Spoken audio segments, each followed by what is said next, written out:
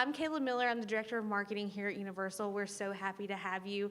We're also so happy to have Taylor with Valdese here. Whenever you step out, they have their little sip cart. Grab a drink whenever you step out. Valdese is also a sponsor of our Designers Lounge, which is located right outside in the lobby. You can go in there. A lot of their beautiful textiles are throughout our Designers Lounge. We also have 2 new collections this market, Montclair, which is located on floor 2, and Coastal Living Oasis, located on floor 3. We also have a bunch of new special order upholstery and ready-to-ship upholstery, a lot featuring the Valdese fabrics here on floor 1. So now I'm going to turn it over to Taylor, and she's going to give you a presentation on the performance fabrics of Valdese weavers. Hey guys, my name is Taylor Walters, and I am the Director of Sales and Brand Development for Material Works, which is actually a division of Valdese Weavers. Thank you, Universal, for having us. We're super excited to be here. I apologize for the tech situation, so you guys are going to get a little preview of what's to come.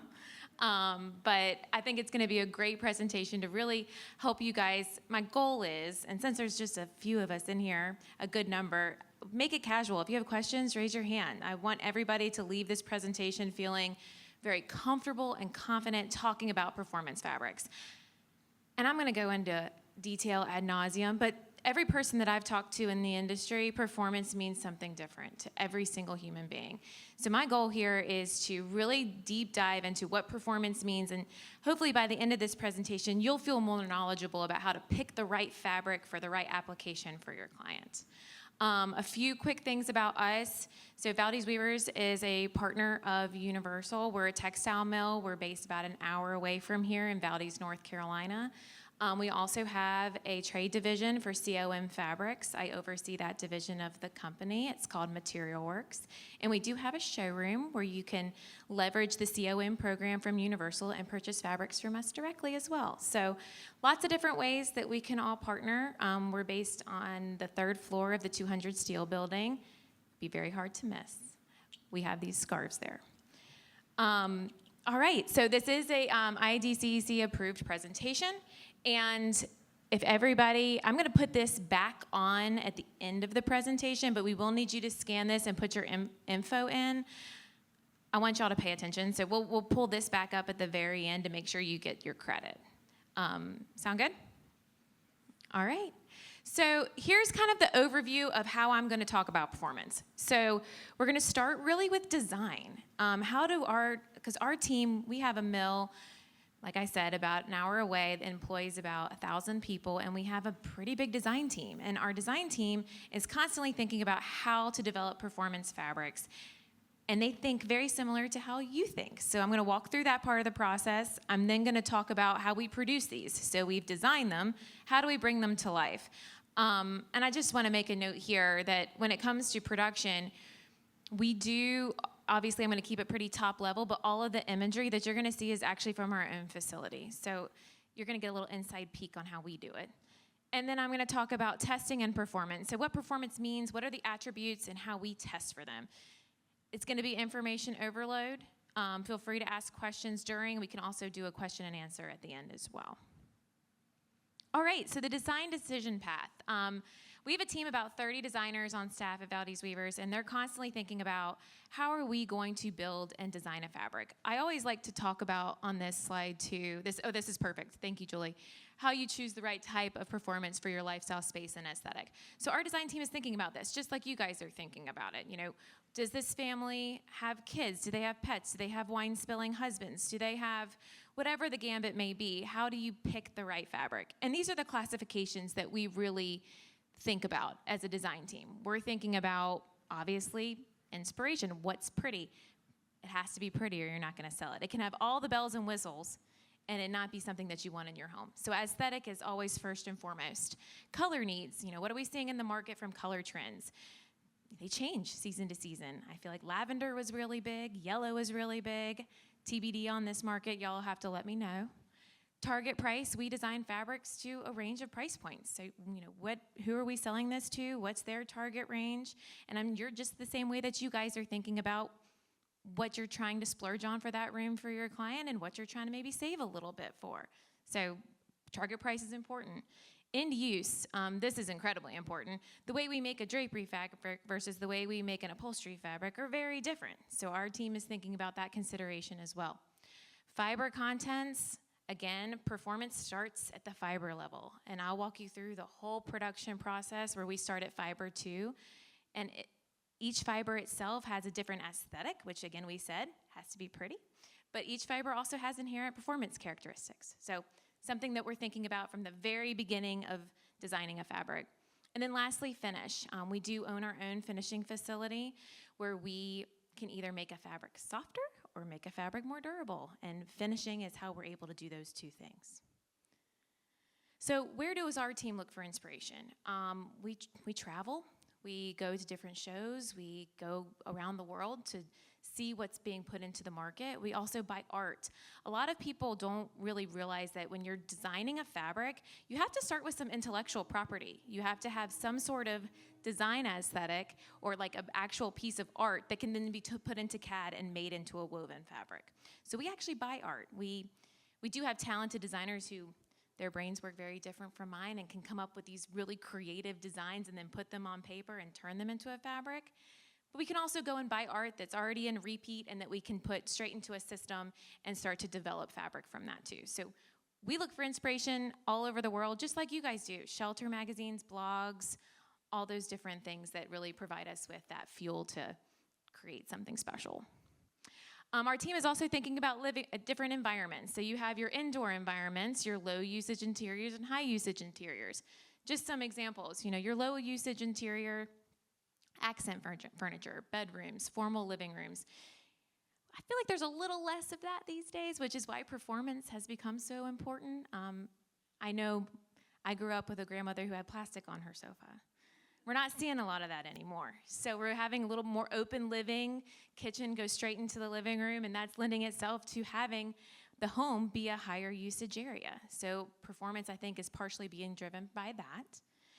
In the same way that we have two types of indoor living environments, we also have outdoor living environments, low sun and full sun.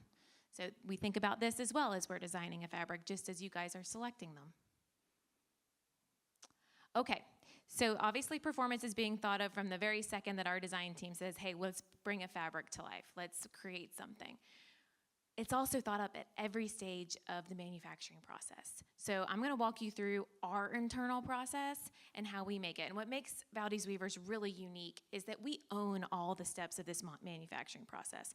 So what you see up here, we start with fiber and we go all the way to testing. Now, we don't grow cotton out back. That's the only thing we really don't do. But we do have the ability to make some of our own fibers, and I'll walk through that. But we then make our own yarns. We dye them in-house in our own dyeing facility. I'll go into more detail about warping and weaving. Warp is your base of your fabric. Well, you have to create that in order to put that with the fill to create an actual textile. That's when those two components meet, that's what happens at the weaving stage of the process. We then do our own finishing. We have a finishing facility where we make a fabric softer or more durable. And then lastly, we have our own state-of-the-art testing facility. And by owning this whole process, it's what enables us to be nimble, to be able to offer the range of products that we do, to be able to create things and have a speed to market that's really unmatched in the industry, and that's our competitive advantage. I usually joke and say that we're control freaks, and we absolutely are, but that's how we've been able to be around for 100 years. So we own all the steps of this process, and I'm gonna kind of walk through it, and you'll see how performance is thought about at each and every step. So starting with fiber. Natural fibers, there's really three that we're talking about here: natural, synthetic, and then recycled, which can be a mix of both. But really when you're thinking about natural versus synthetic, natural fibers are those cottons, linens, wool, rayon, and silk. They're a little bit more animal or plant-based. Although beautiful, natural fibers are not necessarily the most durable. They do not have certain performance characteristics inherent to them. Whereas synthetic fibers, polyesters, olefin, nylons, acrylics, depending on how they're dyed and how they're made, they tend to be stronger and have additional performance characteristics built into the yarn itself. So when you're thinking about fiber, we're already thinking about performance. As our team is saying, we want to build a beautiful performance fabric for the living room. Okay, well, is it going to be something we want to use a natural fiber for, or is it something that we want to be a little bit more durable? and we go to those yarn banks to make those decisions. Just as you guys are designing a space, you're thinking about the type of fiber in that fabric and where it's going in the home. Next. So from fiber, you get yarn type. Here we have 3 different types. There's tons more types than this. We've just bucketed into 3 groups to make it digestible. You have filament yarns, spun yarns, novelty yarns. Filament yarns, these are continuous filaments, and you'll get to see how we actually manufacture some of those in our own facility. A lot of these are polyesters, recycled polys, nylons, and olefins, typically, well, always synthetic fibers. Spun yarns are more of your natural fiber items. So think about cotton. Cotton is grown in staples. Then you pull the seeds out of the staples, and those staples are spun together really tightly to create a yarn. So that's really the difference between a filament and a spun yarn. And then you can take those types of yarns and turn them into all types of novelty yarns. This is where you get your bouclés, your chenilles, your slub yarns, taslins, space dyed, and we utilize all of these all the time. Part of what has made our building of the Inside Out brand so special is we've been able to take yarns that are filaments, that have those properties of a filament yarn, make them a little bit more natural-like by cutting them into staples and then turning them into novelty yarns. So we mix and match these all the time, but performance is already being talked about at the fiber level and now at the yarn level. Okay, extrusion. So this is how we make a filament yarn. We actually do this internally, and I think our tech issue might not allow for the video to work. Is that correct? No video? Okay. So what this video is going to show you, and I'll try my best to describe it, or it should show you, and we're happy to share this presentation if ever needed, so we can talk about that after. Essentially what happens is you have your little pellets of plastic, and that is how you make a filament fiber. It starts with a little bit of plastic pellet. It's typically a color. It gets melted down, and then it goes essentially through what looks like a shower head, and it creates these little spindles that get entangled together to create a very sturdy yarn. That's how we extrude yarns. We actually do that at our own facility, and it's how we're able to get yarns that are solution dyed. So next slide. Here we go. So talking about different types of dyeing. So who here has heard about solution dyeing versus yarn dyeing? Okay, versus piece dyeing. This is like a good conversation, I think, to have in the design community, because I think these are terms that are thrown around a lot and not a lot of people truly understand what they mean. So when it comes to solution dyeing, those are extruded yarns. That's just that process that I described. That's dyeing something, taking something that is a plastic element that already has a color to it and turning it into a yarn. Yarn dyeing is more like dyeing an Easter egg. So you're taking a fiber, you're opening up the pores of that fiber, allowing dye molecules to penetrate the fiber and permanently enclose into the fiber. So 2 different types of dyeing. We use both in our facility and to create our Inside Out brand. And then piece dyeing, this is where you take a raw material that stays in its natural state. Then the yarn itself is woven into a fabric in what we call a gray good, and it's just in its natural state. And then you take that and you dye the roll of fabric. Typically, who here gets asked for CFAs? Often, do people ask for CFAs often? I'm seeing a couple heads.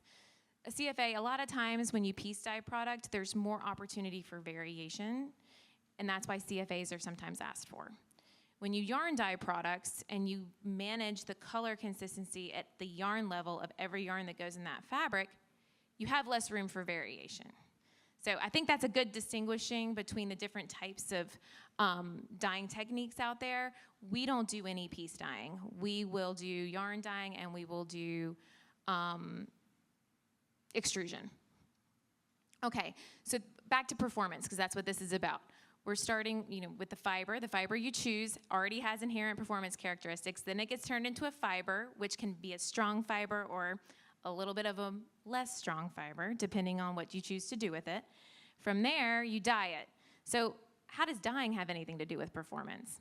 Well, how a yarn is dyed is how you can get UV protection. So when you think about a fabric that's going to be bleach cleanable or able to go outside, those yarns have to be dyed a specific type of way. For a very long time, really the only way to have a yarn that could be resistant to bleach and also able to go outside, have light fastness capabilities, you had to have it be an extruded yarn. So when you do an extruded yarn, and that yarn itself is color all the way through. Who here has heard of the radish carrot? Has anybody heard of that analogy before? I've got one head. So this is a really simplified version. It's much more high-tech than this, but I think this is how it really helps designers click. Think about a carrot. If you cut a carrot, it's orange all the way through. Anytime you extrude a fiber, it's going to be a carrot-like yarn. When we dye things like an Easter egg, it's a little bit more like a radish. So think about a radish. You cut a radish, it's red on the outside and white on the inside. So dyeing like an Easter egg, you can never take a natural fiber and extrude it. So that's why cottons and linens and rayons are never going to be able to go outside and never be able to use diluted bleach. So what we've done is we have come up with a technology, I think we actually adopted it from swimwear, where we're able to take yarns, still not natural fiber's too hard, but polyester that's typically dyed like an Easter egg, get those dyes to penetrate deeper into the fiber, add a UV absorber, and we're able to have opened up our yarn bank to thousands of more yarn items that we can use to make fabrics that are going to have light fastness and bleach cleanability capabilities. So this technology, and that's basically what I've said in a simplified version, what's on this slide here. Basically, this technology has just enabled us to provide a product, Inside Out Performance Fabrics being our brand, that is very decorative, very residential looking, but still has that bleach cleanability and light fastness. So essentially what happens is, and this is to talk about a UV absorber, it acts like a sunscreen. So essentially what we do in order to utilize this technology is we use dye molecules that have a larger profile, we use more heat, and we're able to get those dye molecules to penetrate deeper into the fiber, therefore making them bleach cleanable and light fastness resistant. The UV absorber helps slow down the heat and the excitement of those molecules. When a yarn it reaches a certain temperature out in the sunlight, those dye molecules get excited and they want to leave that yarn and go into the world. They don't want to stay. So adding a UV absorber enables us to slow down that activation and enables us to offer them as a light fastness and bleach cleanable product. So I know that's a lot of tech, a lot of it is above my head, but I'm happy to go into more detail if anybody has questions afterwards. Okay, so let's recap. We've talked about the fiber and its performance characteristics, the yarn and how it can be performance, how we dye it, and how UV and bleach cleanability comes into play. Now we're going to talk about warping and weaving. So textile basics, warp and weft. So the warp is your base of your fabric. You have to have a warp in order to create a jacquard woven. The weft, or your fill yarn, is what is being thrown across a warp. And those interlacings are what create a fabric. Performance is thought about at this stage in the weaving process because of how tight those weave structures are. The tighter the weave structure, the higher the double rub count. The looser the weave structure, maybe the more drapeability of the fabric, but it's not going to necessarily have the same high performance characteristics. So, for example, I talked about how we own all the steps of the manufacturing process. We'll weave a fabric, we'll turn around, we'll test it, we'll find that it doesn't reach the double rub count that we need to, or it doesn't pass our seam slippage test. We'll turn right around, send that back to the designer, say, hey, we need to tighten the weave, we need to add more picks. We do those certain things at the weaving level, and then we weave it again, test it again, and it passes. So the weaving process is incredibly important to performance as well. Quick warp overview. So when I trained at our mill a long time ago, I went to our warping facility, and I spent a week there. And of all the things that we do, this was the most eye-opening to me. When people get to come and see our mill, which if any of you are ever down the road a little bit, we'd love to have you.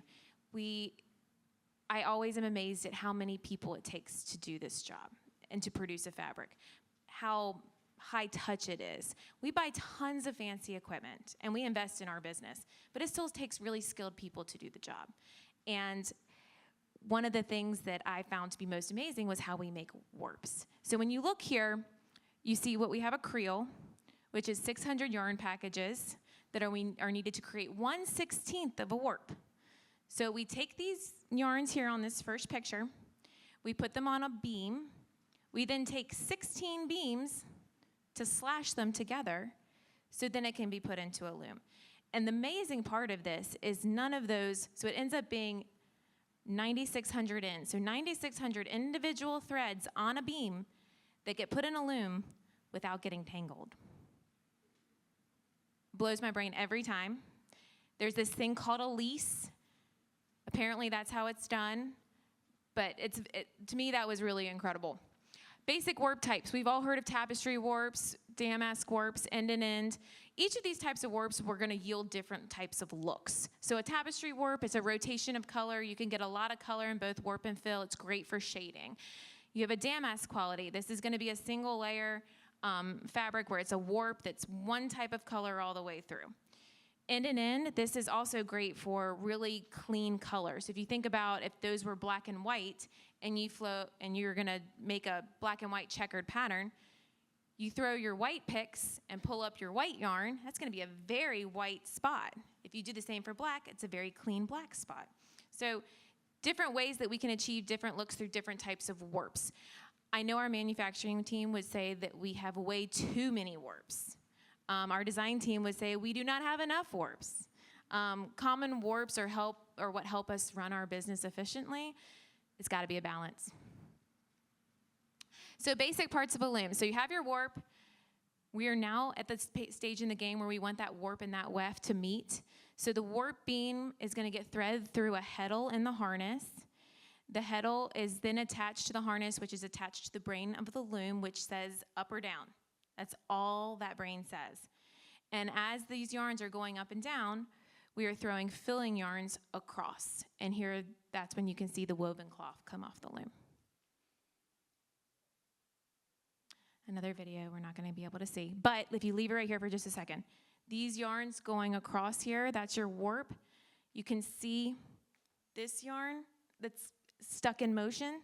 That's being thrown across to create the interlacing. Okay, so now we have a piece of woven cloth. So we talked about performance at the fiber type. We talked about performance as a yarn.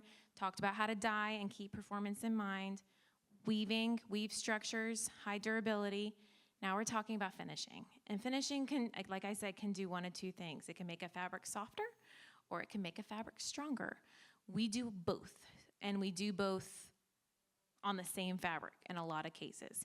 So sometimes a fabric comes off a loom and it just needs to be beaten up a little bit. We have machines that quite literally do that. But then we want to turn around and we want to put a topical treatment on it. So this is where you get liquid resistancy. So I'm sure all of you have seen a demo where somebody pours water on a fabric and it beads up and it rolls off. That's a technology that is applied in the finishing process. We do this in-house. We do that with Inside Out and with another one of our brands, Ease. It's the same type of finish. It's a PFAS-free technology, so very safe for the environment. And we encapsulate those yarns, so it is there for the lifetime of the fabric.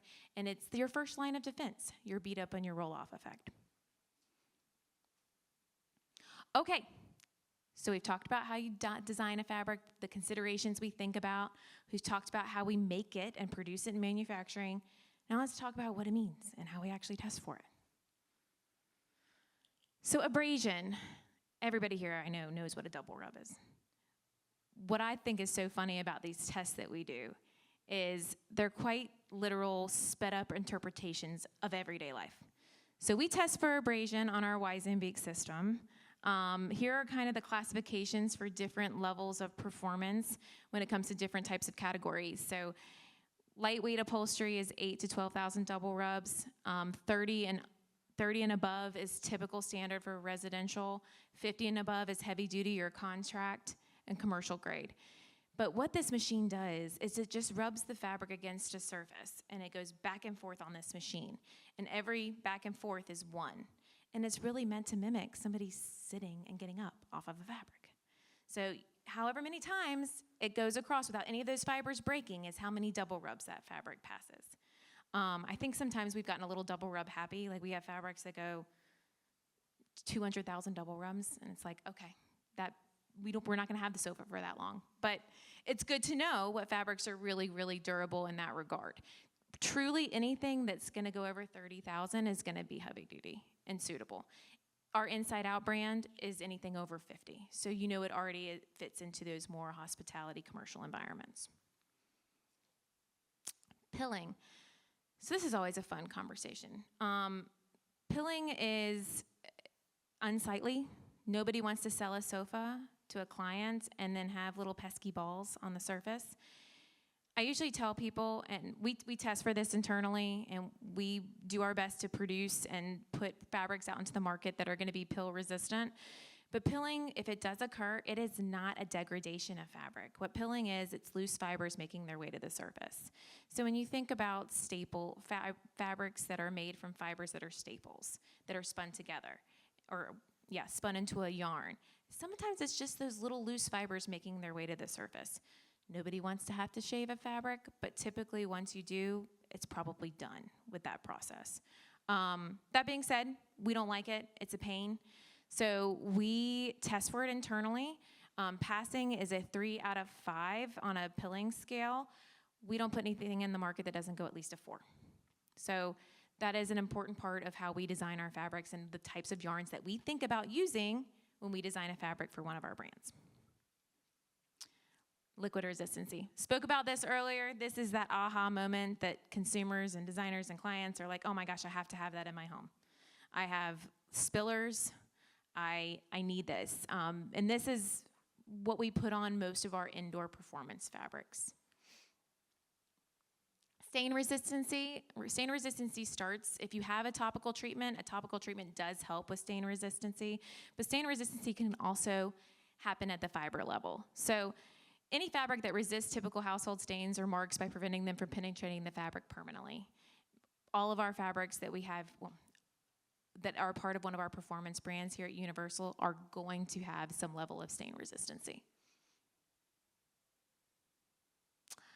Light fastness. So I kind of talked about this earlier. It's to the extent in which a fabric can resist degradation in high UV settings. What's interesting is that different colors react to sunlight differently. Yellow is the first to get the most excited. Those yellow electrons and dye molecules want to leave the yarn. So when we first launched our Inside Out brand, we didn't have a lot of yellow in the assortment. We really had to take our time to figure out how to create yarns that are yellow so that we can have that look, but are also going to live up to the standards that we have for the brand. So we've gotten there. We figured out a way to make it happen, but that was an interesting tidbit that I thought in terms of they don't all react the same way to sunlight. Ways to clean. So I usually say that water on its own can also do a lot of miracles. If you have to move to stronger, I go to soap and water first. And then if the fabric has the ability to be cleaned with bleach, which all of our Inside Out fabrics do, they can be cleaned with diluted bleach, which is a 10-to-1 ratio. I know that sounds scary to a lot of people, but it really and truly works. And your topical treatment that you have is going to do its best on a number of things, but when you get some more oil-based stains, those are going to be harder to get out. And being able to move to diluted bleach is a good backup solution. Sustainability. This isn't necessarily a big part of performance, but I think it's a big topic right now that is being talked about. All of our fabrics that we have and the performance treatments that we put on them are going to be eco-conscious. They're PFAS-free, they are PFC-free, and they're much better for the environment than a lot of technology that's been out there for a long time. So we're very proud of that. All of the manufacturing that we have, we really keep in mind the environment and our resources, and I think that story is just getting bigger and bigger. So if anybody has questions about that, I'm happy to talk about that more. So what we're excited to present to you today is an all-in-one innovation. We're able to think about performance and have all these characteristics and then have wonderful, beautiful fabrics that do it all. And I think part of the challenge being a designer is trying to decipher, okay, my client really wants some natural fiber, but they also want it to be bleach cleanable. How do I have this conversation and help make the right choice? So next slide. This is our performance portfolio. Universal carries all of these brands in some capacity, but it's understanding what each of these different performance brands can do and how best to make the best decision. So when you look at Inside Out, it's gonna check all the boxes. So some people will say, well, then I only need to ever purchase Inside Out. We hope that's what all of you are saying. In reality, Inside Out is amazing and it does do all these things, but it's gonna be a synthetic fiber. So this is why we offer options. You know, if you wanna have a beautiful cotton or rayon or linen fabric, you can still have it be performance, you're just not gonna be able to move to diluted bleach to clean it. So understanding the different performance brands out there, what performance means, you're gonna be able to make better decisions for each space.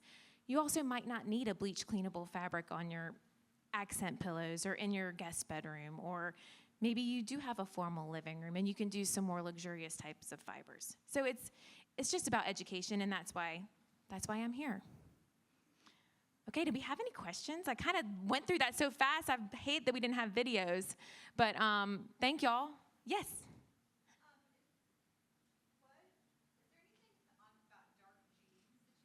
Oh, no. So the challenge with dye, it's called dye transfer. So it's basically like the heat and the dye from your jeans is re-dyeing that yarn. Diluted bleach is gonna be your best option, but if that doesn't work, it's unfortunate. You can't tell people not to wear jeans on their sofa, but there are jeans that are worse than others. Unfortunately, that is the hardest. And I actually think we have on our website, if you go to insideoutperformancefabrics.com, we list different types of stains and how we recommend to clean them. And I think we even have a caveat on there about dye, denim dye. I know that's not the best answer. Yeah, so I usually tell people, everybody wants that white sofa, and you can absolutely have it.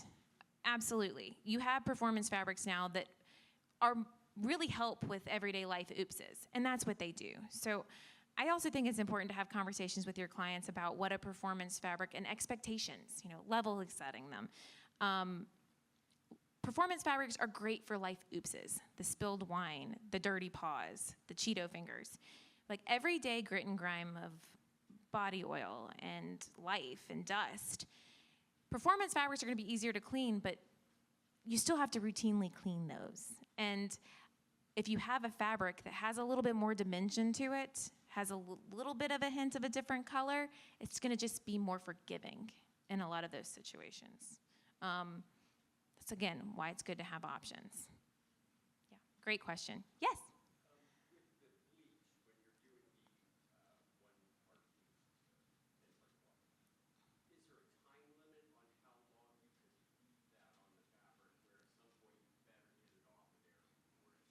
That's a great question. That I don't think I have a technical answer. I can speak from experience. I don't think that it's great to leave it on there for forever just because you're having more opportunities for risk. But when we were testing a lot of these fabrics, some of us took them home and left them submerged in diluted bleach for a period of time, and we did not have any issues. Overnight. I don't recommend doing that though. That was like our litmus test. I don't recommend doing that. I think, when you're cleaning something, what I always say too is stains and dirt are attracted to soap particles. So like if you've used soap and water, then you move to diluted bleach, the stain is gonna be attracted to that. In order to get the stain fully out, you have to rinse with water. You have to re-rinse it with water. So in most cases, your bleach isn't gonna stay on there for that long because you're gonna wanna rinse that off. Good question though. We'll do green real quick first, and then I'll go back.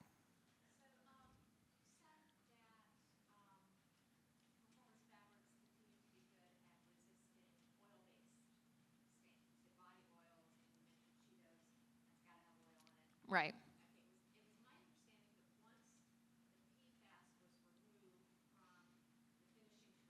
Mm-hmm.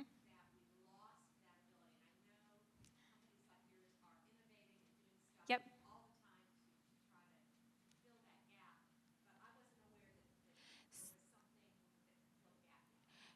You're exactly right.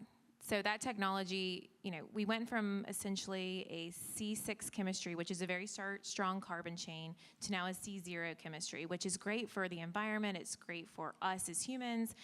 The technology is still going to last the lifetime of the fabric, but it's not going to last thousands and thousands of years in a landfill. So it's a much better thing overall, but essentially it's a weaker carbon chain. It's not going to do the oil repellency the way that it had before. What's great about Inside Out is that if you have a bleach cleanable fiber, that's where it can help you out. The topical itself isn't going to do what it used to do, right? But a bleach cleanable fiber is your second line of defense there. Sure.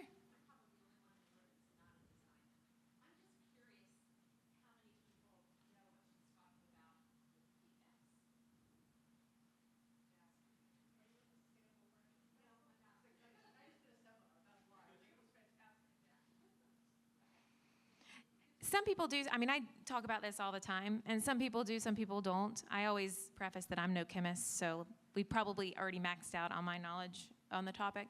But it's a big conversation out there for sure. Yes.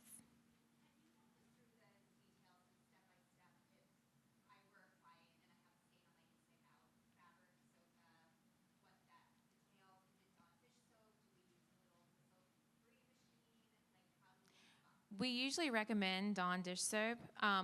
We have a PDF on our website with like step 1, do this. Step 2, rinse with water. Step 3, use a soft bristled brush. And what I usually tell designers is go to our website, print that off, and deliver that to the client. Yeah, then that way it's coming directly from us, and then they have it when you deliver the home and you say, hey, we're done. Here's your care packet. Here's how you care for this piece of furniture. A lot of people do that. And I just think it helps also help have that conversation of expectation level setting. Great question. Yes. Back. We'll do the back first, and I'll come back to you. Yep. Mm-hmm.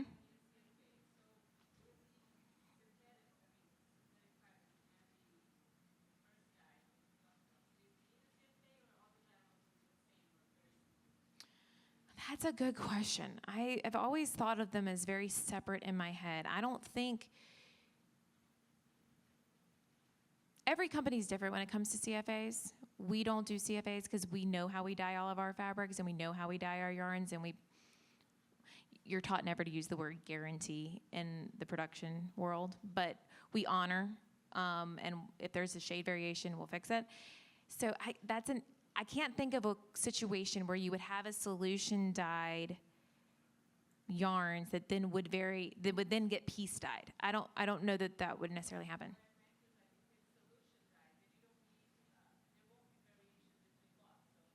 I mean, there could be in the types of pellets that are used to melt those fabrics. If they're not the same dye lot consistency from production run to production run, that could be something worth checking, but that's not something we worry about.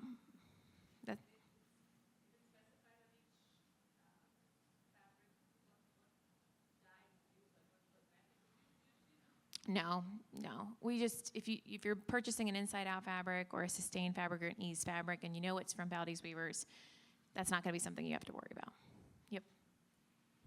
Your question? I'm curious to get your thought on this. My last resort when I'm trying to get something a little greasy, Uh-huh. I will literally take like turpentine Ooh. and put it on there to break down those oils, and then I'll take a detergent to it, and I'm just rubbing it with my hands. Uh-huh. Clean out of there, and I have pretty good success rate with it. But I'm wondering what your thoughts on that. Could that damage a fabric using something like that type of a solvent on it? I'm going to have to give you my card and get back to you on that one. I'm not very familiar, and I don't want to say something that's not accurate. But if it works, if it's been working for you, then maybe you have some knowledge that I need to know. So we'll have to. Well, then we need to talk. I used to work on aircraft that came in. Okay. Traded in aircraft interiors, everything. Oh, yeah. Oh, gosh. I don't even want to think. My brain doesn't want to go there. Well, it was more oil type, Yeah. and so you really had to get creative. And I did this when I was a kid. Well, I have cards. I would love to hear more about that, for sure. Yes. We do, and I did glaze over that. We do. We have a ton of different recycled stories. We actually are a partner of Sequal. So if y'all are familiar with Sequal, they use marine waste and turn it into yarns for all different types of industries. We're a partner of theirs in the home furnishings industry. We also do recycled polyesters. In the residential world, I find that conversation is not as big of a topic as it is in our hospitality contract world. So as we sell into those environments, those stories are a little bit more important. In the selling piece of it, and the clients and customers tend to care a little bit more about that topic, but we absolutely do have those resources. Yes. Yes, it is. Well, you guys have been an amazing group. Thank you for such great questions. If anybody, obviously, my knowledge of the Universal offering, I know Inside Out is a big piece of what they offer. They also offer some Sustain product. And then the velvet that's actually being used in the designer's lounge is our Windsor velvet, which has Ease performance story. So it's a poly cotton blend velvet, which obviously if it has cotton, it can't be cleaned with bleach. It can't go outside. So it has a nice topical treatment, and it's stain resistant. It's one of our best sellers. We also have a lot of colors available as COM through us, through Material Works. Yes. So is Ease available in bulk bids or just through Material Works? Cut yardage. Just Material Works? We offer, that brand is similar to Inside Out, that we sell it to tons of manufacturers as well. So you could see that brand other places. But to purchase it from us directly, it would be Material Works. All right. Well, thank y'all so much. I have cards. If anybody has questions, I'll hang around for a little bit. Would love to answer them. Thank you for paying attention and bearing through our technical difficulties. Please scan this. Thank y'all.